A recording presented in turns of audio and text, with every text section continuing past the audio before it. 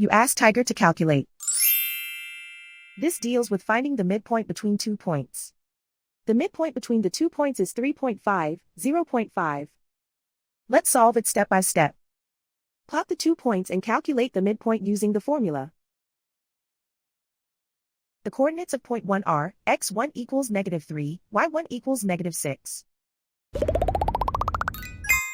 The coordinates of point 2 are, x2 equals 10, y2 equals 7. PM represents the midpoint of the 2 points.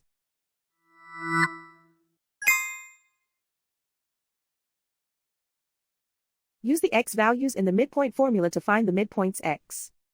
x1 equals -3. x2 equals 10.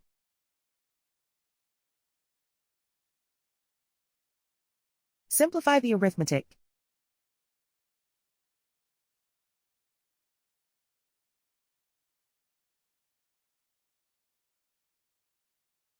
Use the y values in the midpoint formula to find the midpoints y.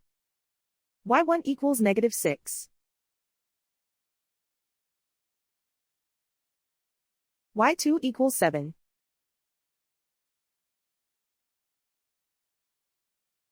Simplify the arithmetic.